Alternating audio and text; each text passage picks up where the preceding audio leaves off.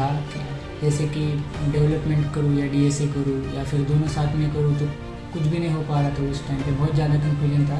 तो जैसे मैं ये मुझे खुद को डाउट था मैं कौन सा प्रोजेक्ट डालूँ।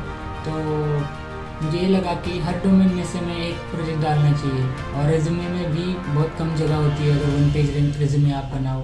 बेसिकली यूट्यूब पे बहुत सारा कंटेंट आपको मिल जाएगा, बस मैंने शॉर्ट नोट्स निकाल के रखे थे, उससे मैंने सब कोर सब्जेक्ट्स का प्रिपरेशन किया, और उससे भी मुझे इंटरव्यू में बहुत हेल्प हुई। अगर लास्ट ईयर में भी आ गए तो भी कुछ मतलब लेट नहीं हुआ, आप तब भी स्टार्ट कर सकते हो और अच्छी प्लेसमेंट ले सकते हो, बस आपको कंसिस्टेंट रहना होगा।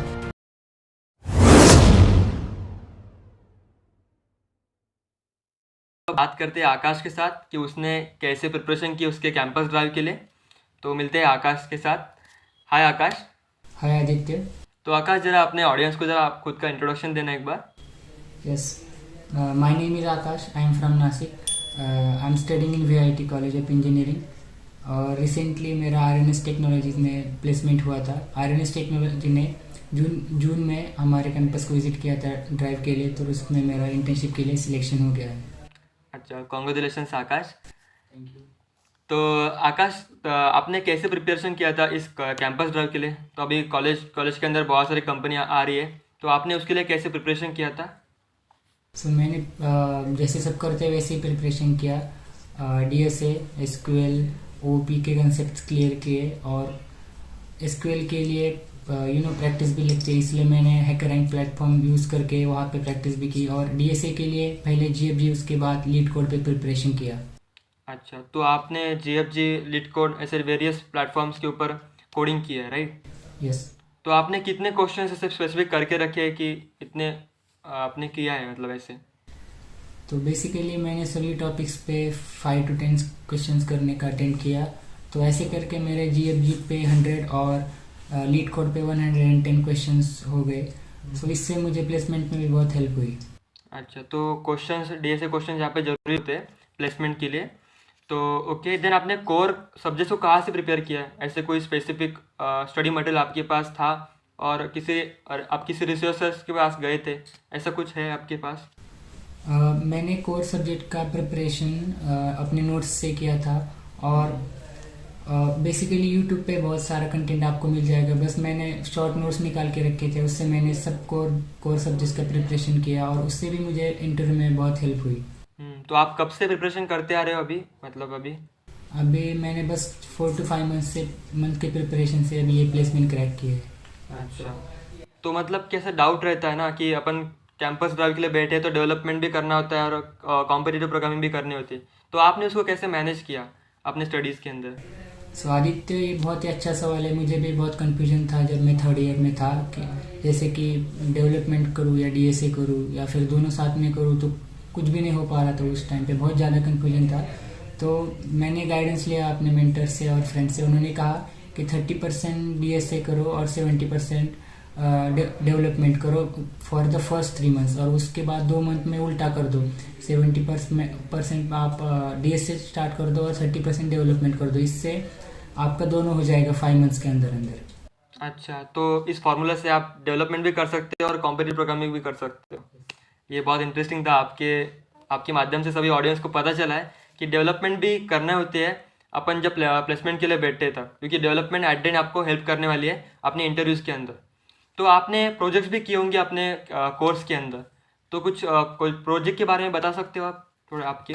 जी हाँ आदित्य, मैंने बहुत वेरियस डोमेन्स में मेरे प्रोजेक्ट्स डेवलप किए हैं, और उसमें से कुछ मैंने डिप्लॉय भी किए हैं। सो मुझे पहले से ही वेब डेवलपमेंट और सॉफ्टवेयर डेवलपमेंट में बहुत ज़्यादा इंटरेस्ट था।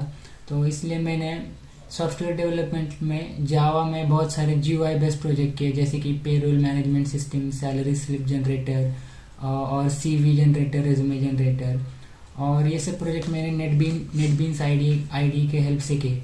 उसके बाद मैंने वेब डेवलपमेंट में भी बहुत सारे प्रोजेक्ट्स किए हैं। कुछ प्रोजेक्ट्स स्टैटिक है, कुछ डायनामिक है, और बहुत सारे प्रोजेक्ट्स ओनली जावास्क्रिप्ट बेस्ड है, और मैंने वो डिप्लॉय भी कर दिए। और कुछ प्रोजेक्ट्स के नाम है जैसे रेसिपी फाइंडर, एक स्टैटिक साइट है जहाँ पे आप अपने प्रोजेक्ट्स अपलोड कर सकते हो और अदर स्टूडेंट उसको डाउनलोड भी कर सकते हो, और इस जैसे क्विज साइट, ऐसे बहुत सारे एप्लीकेशन करके मैंने डिप्लॉय कर दिए।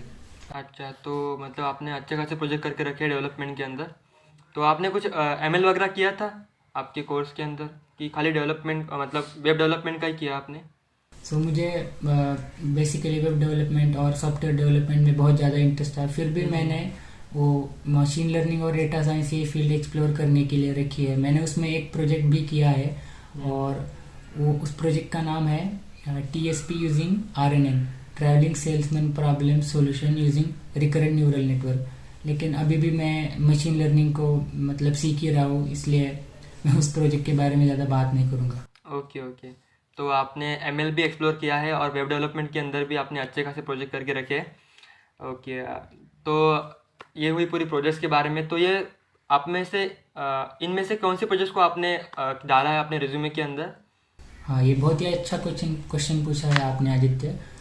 जैसे कि मुझे खुद को डाउट था मैं कौन से प्रोजेक्ट डालूँ, तो मुझे ये लगा कि हर डोमेन में से मैं एक प्रोजेक्ट डालना चाहिए, और रेज्यूमे में भी बहुत कम जगह होती है। अगर 1 पेज रेज्यूमे आप बनाओ तो आपको हर एक डोमेन में से एक प्रोजेक्ट आपका डालना चाहिए, और हर एक प्रोजेक्ट की डिस्क्रिप्शन भी आपने उसमें डालनी चाहिए। जैसे कि वो प्रोजेक्ट क्या है, 2 शॉर्ट लाइन इसके बारे में, और उसके नीचे कौन सा टेक्नोलॉजी स्टैक आपने यूज़ किया है।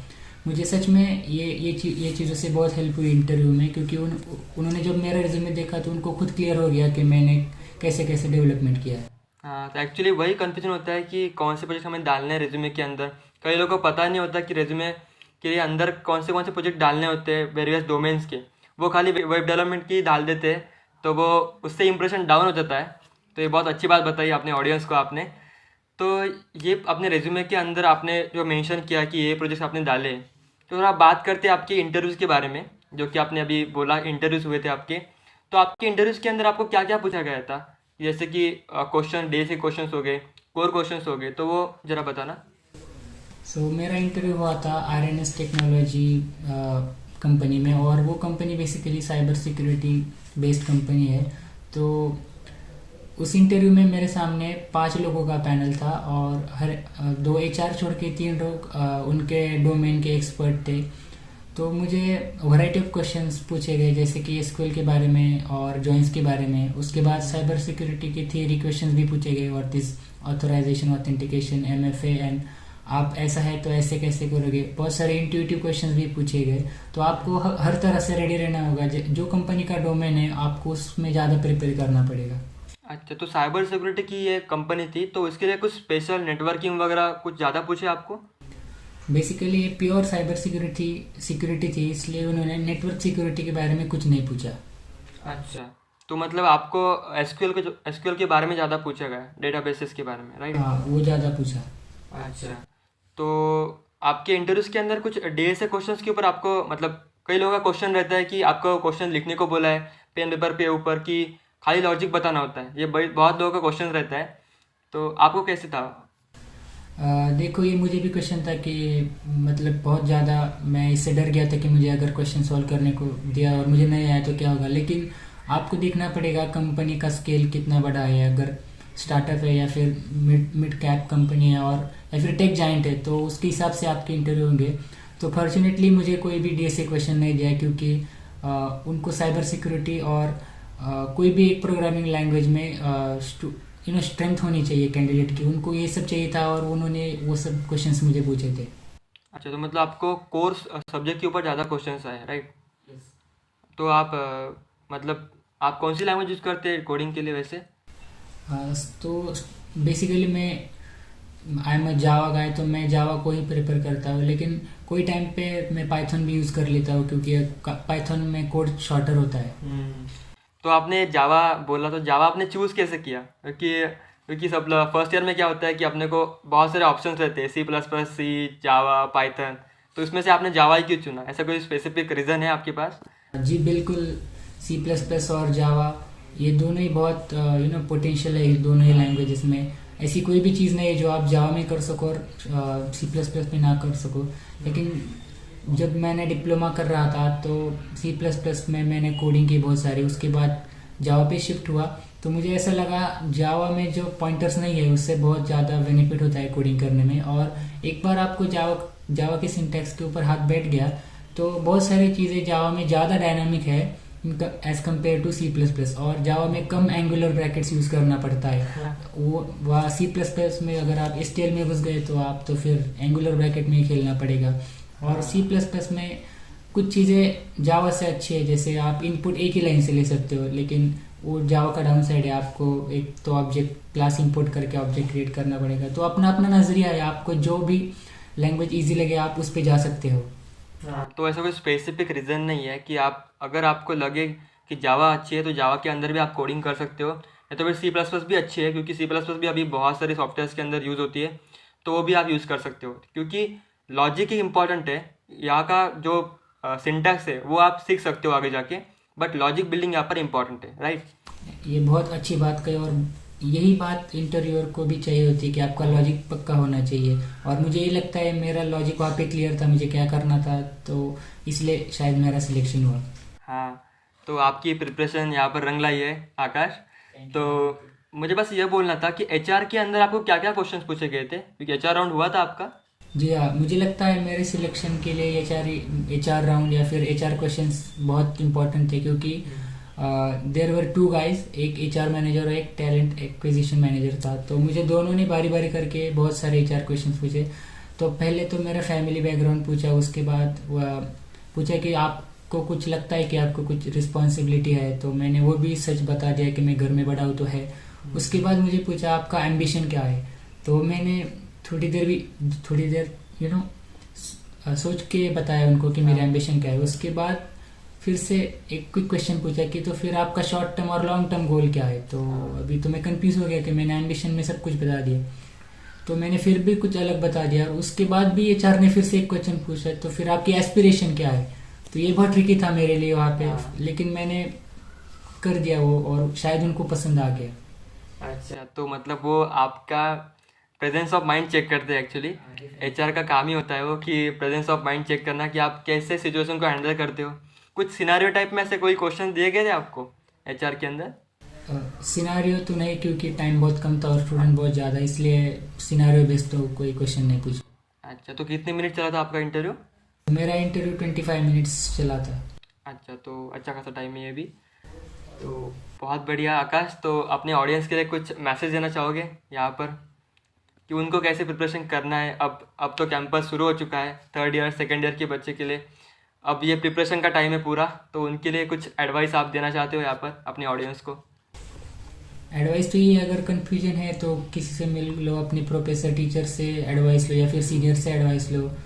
और आप प्लेसमेंट क्रैक करना चाहते हो तो आप अगर लास्ट ईयर में भी आ गए तो भी कुछ मतलब लेट नहीं हुआ है, आप तब भी स्टार्ट कर सकते हो और अच्छी प्लेसमेंट ले सकते हो। बस आपको कंसिस्टेंट रहना होगा।